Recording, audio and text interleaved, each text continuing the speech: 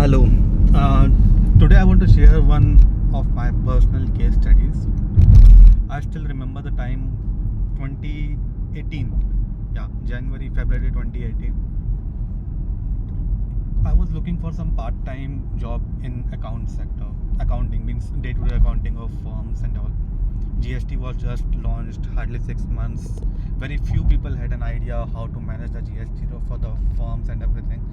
And I was learning GST for since September 2017 and working on GST and everything for multiple other firms too. That too part time only. So थोड़ा सोचा मैंने कि शायद कोई part time job की जाए, देखते हैं कैसा होता है जॉब का culture and all. That was the first job that I've ever did. And in January 2018 or mid February 2018 it was. While exploring the part-time job opportunities, I stumbled upon reaching one of the biggest pharma agencies in Lucknow. They were looking for a part-time accountant to manage their day-to-day accounting, the billings, manage their reconcile the bank statements or the creditors, debtors, and everything. And I met the founder of that agency, pharma agency, and we soon came up with the equation that it's okay, I am ready to work with them, not full time. They also wanted a part time only, and I was also looking for a part time opportunity only. So we came upon conditions that I'll be giving an approximate 3 to 4 hours per day and 2 to 3 times a week, which they were okay with it.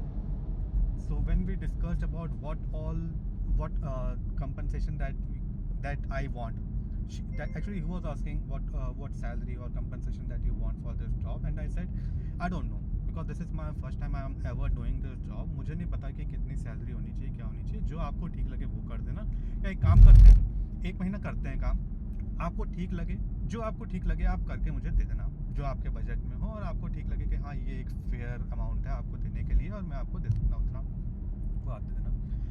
Next year onwards I started working on them with them on their project. अगले 1 महीने के लिए मैंने हर हफ्ते 3 से 4 दिन उनके यहाँ गए, 2-3 घंटे दिए. इनफैक्ट 4 घंटे के आसपास देते थे, क्योंकि उनके बहुत सारी पेंडेंसीज थी, उनको सेटल करना था, सब कुछ करना था, उस पर किया. बट 1 महीने के अंदर ऑलमोस्ट सारी पेंडेंसीज क्लियर हो गई थी. सब कुछ जो भी हम कर सकते थे अपने नॉलेज के हिसाब से, एक्सपीरियंस के हिसाब से, वो मैंने सारी चीज़ें उनके करके 1 महीने के अंदर दे दी.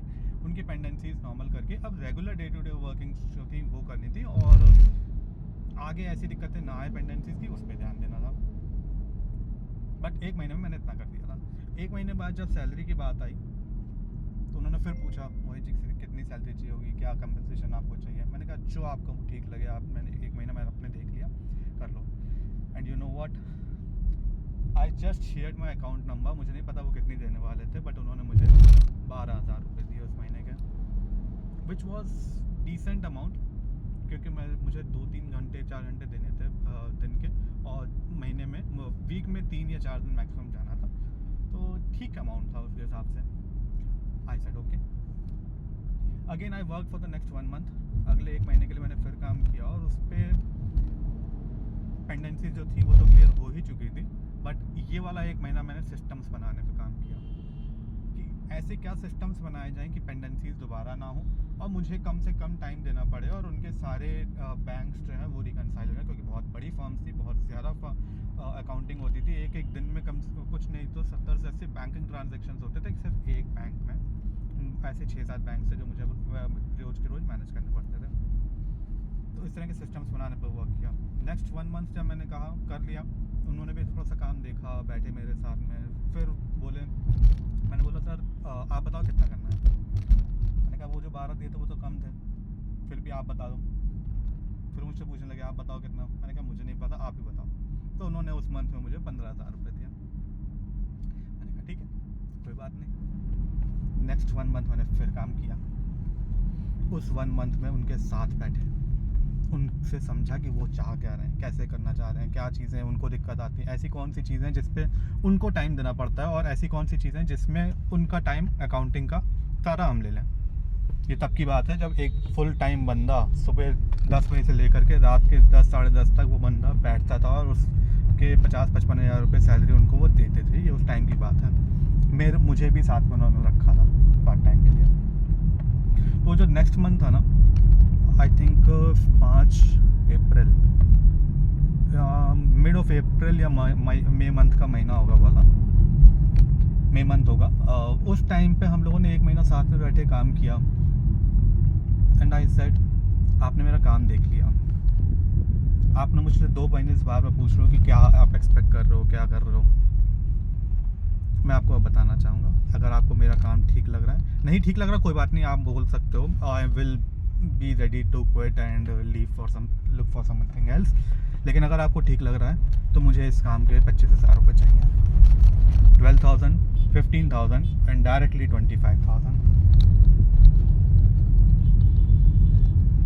उन्हें सोचने में 1 मिनट नहीं लगा और सिर्फ एक लाइन बोली, मुझे मैं आपको पेपर पे 15,000 रुपये दूंगा, 10,000 रुपये मैं आपको अपने पर्सनल अकाउंट से दूंगा, आप उसके बारे में कंपनी में किसी और से नहीं बताओगे। सिर्फ एक कंडीशन ये रखी। और अगले 7 महीने तक मैंने उनके साथ काम किया सेम कंडीशंस पे, 25,000 rupees, but giving only 2 hours of time a day and only 2 times in a week for the next 7 months. This is what I was able to do that time. 7 महीने बाद मुझे वहाँ से जाना पड़ा, जाना चाहिए भी था। क्यों? क्योंकि अगेन मेरे वर्जन अपग्रेड करने का टाइम हो गया था। तो 7 मंथ्स बाद उन्होंने बहुत प्यारे तरीके से बोला, भैया मेरा काम जितना मैं कर सकता था मुझे लग रहा है मैंने कर दिया, अब इससे ऊपर का मुझे यहाँ पर दिख नहीं रहा, इससे अच्छी अपॉर्चुनिटी, इससे अच्छी अपॉर्चुनिटी मुझे कहीं और मिल रही है और मुझे लगता है कि मुझे यहाँ से अब जाना चाहिए।